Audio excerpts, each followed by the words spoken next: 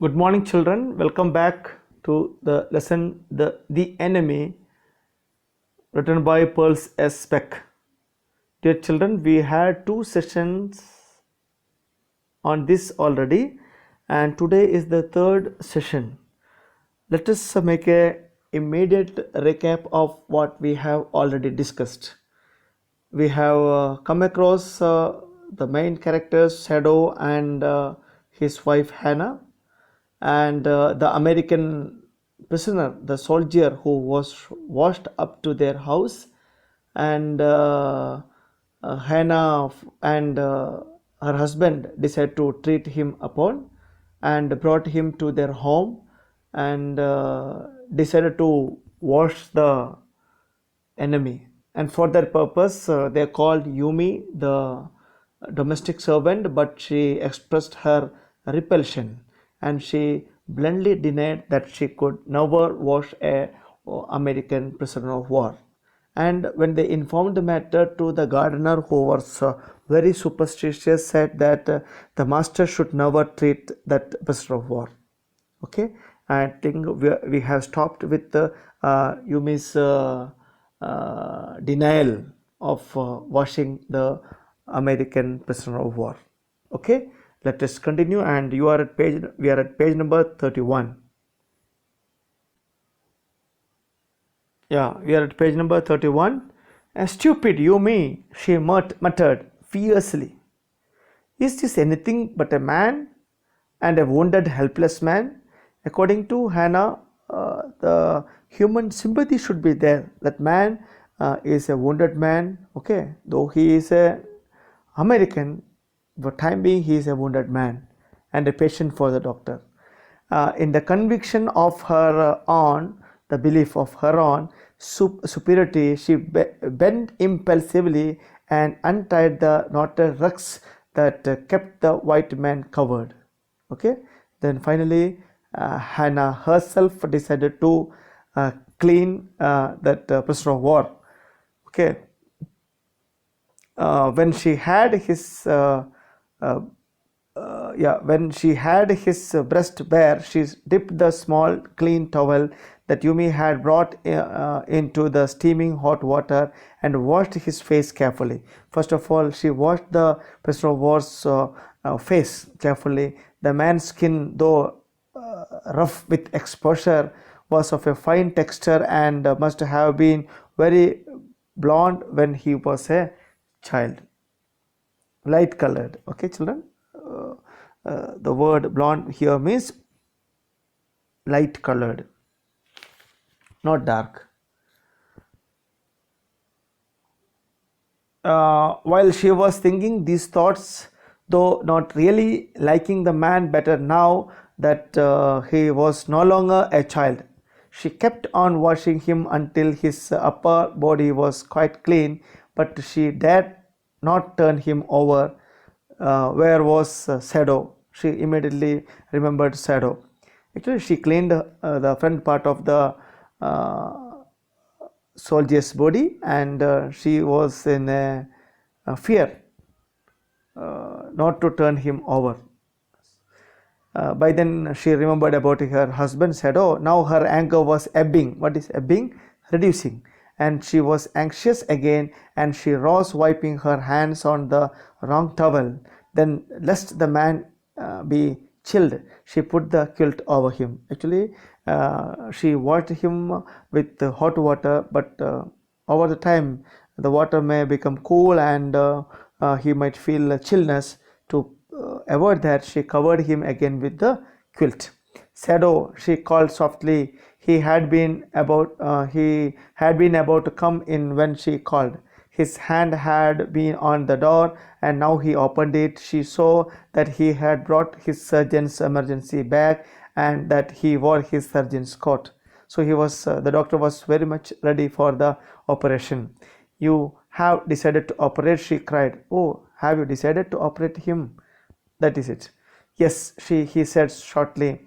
He turned his back to her and unfolded a sterilized towel upon the floor of the tokonoma, that is a dress alcove, and put his instruments out upon it. So he kept all his paraphernalia on that. And what is this tokonoma? A niche or an alcove in a Japanese home for displaying a flower arrangement. Okay, just like a teapot. Okay, it was there. So he kept his things on that. Fetch towels, he said. She went obediently. Okay, but how anxious now to the linen shelves and took out the towels. There ought also to be old piece of matting so that the blood would not ruin the fine floor covering. She went out to the back veranda where the gardener kept strips of matting with which to protect delicate shrubs on cold nights, and took an armful of them. Actually, gardener kept some old clothes that he used to cover the delicate shrubs during winter days, so that she took to prevent that blood and water spoiling the mat. But when she went back into the room, she saw this was useless. The blood had already soaked through the packing in the man's wound and had ruined the mat under him. And by the time she returned, the mat was already spoilt by the blood and water. Oh, the mat, she cried. Yes, it is ruined, Shadow replied, as though he did not care. Help me to turn him, he commanded her. She obeyed him without a word, and he began to wash the man's back carefully. Now she is the prisoner of war is turned to his back, and the doctor started cleaning the back part of the man. Yumi would not wash him, she said. That time only she revealed the fact that Yumi did not wash him. Did you wash him then? Shadow asked. Then Shadow asked whether this washing was done by herself. Not stopping for a moment, his swift, concise movements. And as a doctor, his movements are very concise. Yes, she said. He did not seem to hear her, but she was used to his absorption when he was at work. Actually, she knows that her husband is very much absorbed with his work, and his absorption she knew well. She wondered for a moment if it mattered to him what was the body upon which he worked so long, as it was for the work he did so excellently. She made a good understanding about her husband, that her husband would do the work with excellent care. You will have to give the anesthetic if he needs it, he said. By then the doctor declared that sometimes the patient may require anesthetic. You know what anesthetic is? It is a substance that make the human body paralyzed. Okay, anesthesia, you may have heard. Anesthetic. She repeated blankly. Whether it should be done by her, she asked repeatedly. But never have I. But she had no experience of giving anesthesia. It is easy enough, he said impatiently. He was taking out the packing now, and the blood began to flow more quickly. He peered into the wound, looked into the wound with the bright surgeon's light. You can see in the picture, the surgeon's light is here. Okay, this is called surgeon's light, and he used his surgeon's light to see what is inside on his, and the bullet is still there. He could see the bullet shining from inside his body. He said with cool interest, now I wonder how deep this rock wound is.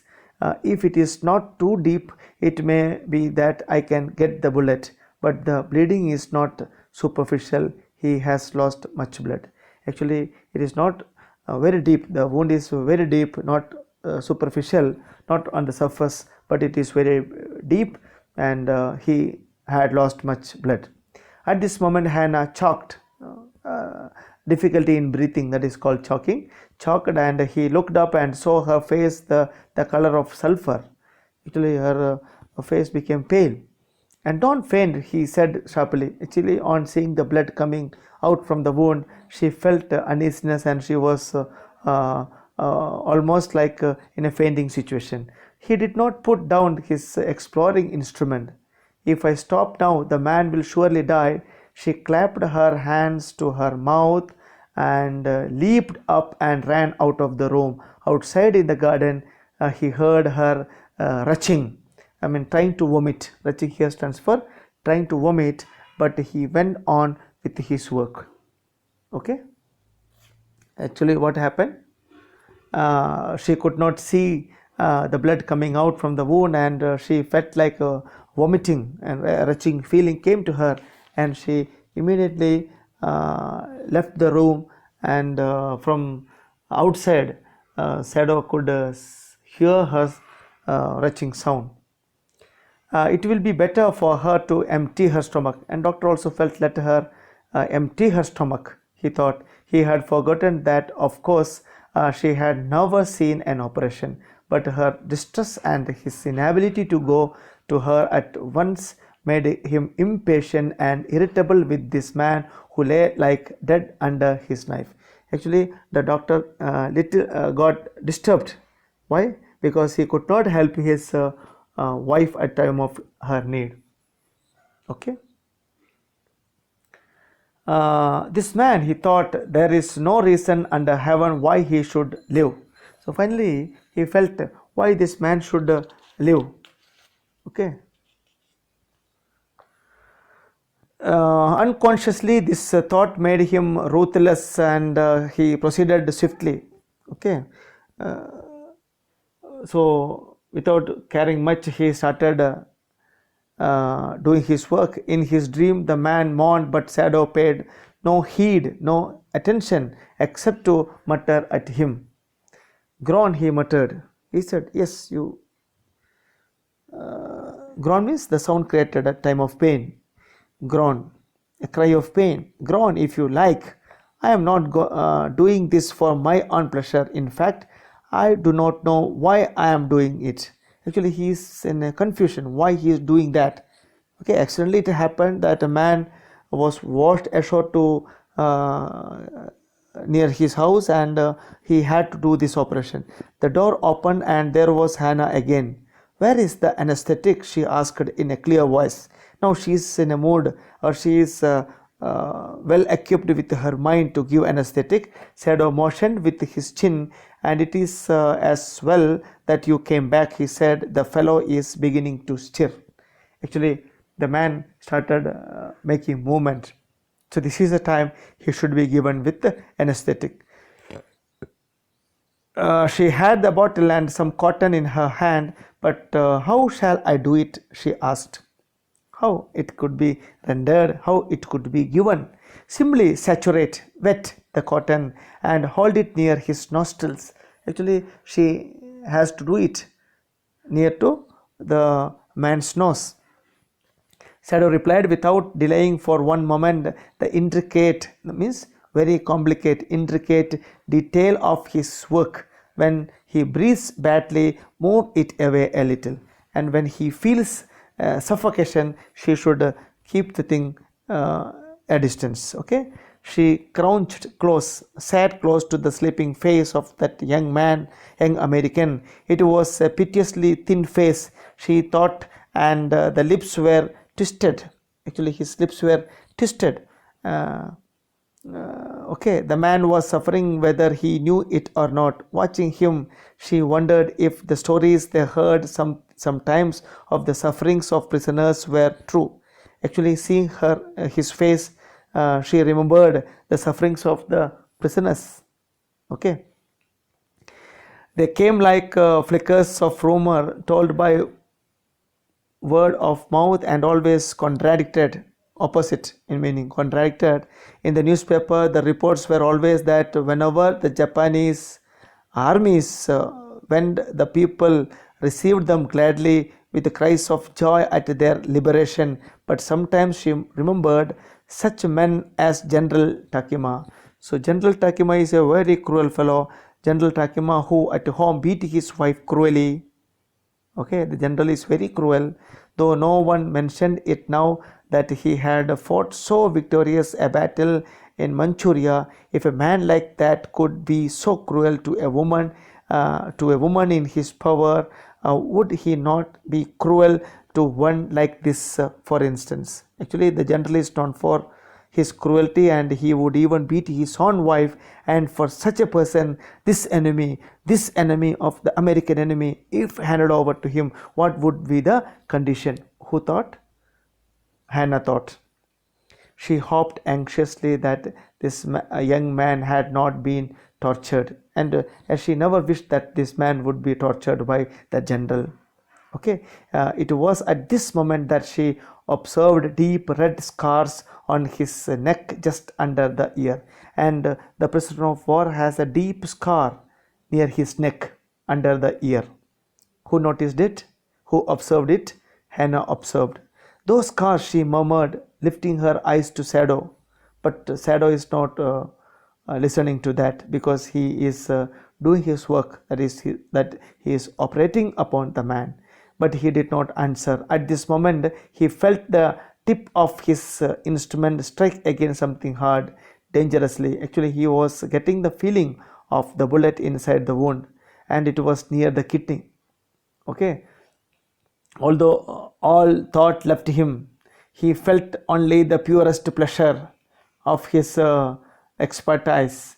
He probed with his fingers delicately, familiar with every atom of this human body. His old American professor of anatomy had seen to that knowledge. Ignorance of the human body is surgeon's cardinal sin. So this is what the word of his professor. What is the ignorance of the human body is the surgeon's cardinal, most important. Cardinal means most important, or we can say the chief sin, sir. He had thundered at his classes year after year that he would repeat this dialogue. What is the dialogue? Ignorance of human body is the surgeon's important sin. I mean, it should not be done to operate without a complete knowledge of the body, as if you had made it anything less than that is murder. These are the words of his professor. If a man is incomplete with his knowledge, that is equivalent to murder. It is not quite at the kidney, my friend. That is his style. What is the style of the doctor? When he talks to his patient, he called them his friend. Shadow murmured it was his habit to murmur to the patient when he forgot himself in an operation. My friend, though he is an enemy, this is his style of talking to patient. My friend, he's always called his patients, and so now he did, forgetting that this man was his enemy. Okay. Then quickly, with the cleanest and the most precious of incision. What is incision? The act of cutting. Dear children, write down the word meaning. Incision means the act of cutting. The bullet was out. The man quivered. What is quivered? Shivered. But he was still unconscious. Nevertheless, in spite of that, he muttered a few English words. Who spoke a few English words? The man. He was in anesthesia. Okay. Guts, he muttered, choking. They got my guts. Shadow, Hannah cried sharply. Hush, Shadow said. The man sank again into silence, so profound means so deep, that Shadow took up his wrist, hating the touch of it. Yes, there was still a pulse, so faint, so feeble, but enough. If he wanted the man to live, to give hope. Actually, even after the operation, that pulse was there, but it was faint. But certainly I do not want this man to live, he thought. Actually, the doctor thought why he should allow this man to live. No more anesthetic, he told Hannah. He said, no more anesthetic. He turned as swiftly as though he had never paused, and from his medicines, he chose a small vial, means a part of it, and from it filled a hypodermic and thrust it into the patient's left arm. So immediately after the operation, he gave one injection to the patient's left arm. Then putting down the needle, he took the man's wrist again. The pulse under his fingers fluttered once or twice and then grew stronger, became normal. So pulse beating has become normal. This man will live in spite of all, he said to Hannah and sighed. So the operation was successful, and the doctor declared that the patient would live. The young man walked so weak, his blue eyes so terrified when he understood where he was, that Hannah felt compelled to apologize. So after some time, the prisoner of war got his conscience back, and when he looked at Hannah apologized everything and narrated how he happened to be there. He herself served him, for none of the servants would enter the room, and that day onwards she only used to serve him. Why? Because none of the servants would never enter the room. Okay. When she came in the first time, she saw him summon his small tongue to be prepared for some fearful things. Don't be afraid, she begged him softly. Actually, the man had his own inhibitions. Okay. And she said, no, don't be afraid, she said. How came you speak English? He gasped. Actually, the man was so surprised how being a Japanese, she was able to speak in English. I was long time in America, she replied. And she said she had been to America for quite number of years. She saw that he wanted to reply to that, but he could not, and so she knelt and fed him gently from the porcelain spoon. He ate unwillingly, but still he ate. And actually, he had no strength to talk. Then Hannah began feeding him. Okay, now you will soon be strong, she said, not liking him and yet moved to comfort him. He did not answer. When Shadow came in the third day after the operation, he found the young man sitting up, his face bloodless with the effort. Actually, doctor came for his usual visit to check the prisoner of war. He saw that man was sitting and his face was bloodless. Lie down, Shadow cried. Do you want to die? He forced the man down gently and strongly and examined the wound. You may kill yourself if you do this sort of thing, he scolded. Actually, according to doctor, he should not sit for the time being. She should only lie down. What are you going to do with me? The boy muttered. He looked just now barely 17. Earlier, they presumed that the man might be 25. Now the prisoner of war looks like that he was only 17. Are you going to hand me over? Actually, it's very known to a prisoner that he would be handed over to the police. So the same question he is asking, whether he was going to be handed over. For a moment, Shadow did not answer. He finished his examination and then pulled the silk quilt over the man again. Okay, I do not know myself what I shall do with you, he said. Actually, even doctor said he himself did not know what to do with him. I ought, of course, to give you to the police. You are a prisoner of war. No, do not tell me anything. He put up his hand and he saw the young man was about to speak. Do not even tell me your name unless I ask it. The doctor prohibited him, stopped him to talk, saying that only when he demands he should speak. They looked at each other for a moment, and then the young man closed his eyes and turned his face to the wall. Okay, he whispered, his mouth a bitter line. Outside the door, Hannah was waiting for Shadow. He saw at once that she was in trouble. Okay, actually, the doctor advised the patient not to talk until demanded. Okay, by then Hannah was waiting for the doctor, and I think she had some problem. Shadow, Yumi tells me the servants feel they cannot stay if he hide this man here anymore. She said she tells me that they are saying that you and I were so long in America that we have forgotten to think of our own country first. They think we like Americans. Actually, Hannah brought the news that the servants were not ready to continue with their stay in the house if the doctor accommodates that the prisoner of war in their home. It is not true, Shadow said harshly. Americans are our enemies, but I have been trained not to let a man die if I can help it. Okay, but for that Shadow said, all Americans are my enemies, but as a patient, it was his duty to treat him or to help him. The servant cannot understand that, she said anxiously. But according to Hannah, the servants could never understand that.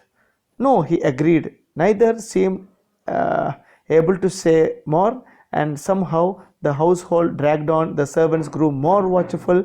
Their courtesy was as careful as ever, but their eyes were cold upon the pair to whom they were hired. Okay, the servants grew more watchful, and they were all disliking the action done by the doctor and his wife. Okay, children, today we will stop here, and let us make a quick review of what we have learned for the day. Dear children, we started with Yumi's dislike and Yumi's denial of washing the prisoner of war, and finally Hannah had to wash and doctor also helped to wash the back part of that man, and the operation was done successfully. And meanwhile Hannah had to give the anesthetic, and she developed her own trouble in between, and finally she was bold enough to administer anesthetic, and the man got his life back. And dear children, study well, and we will meet again with another session tomorrow. Bye.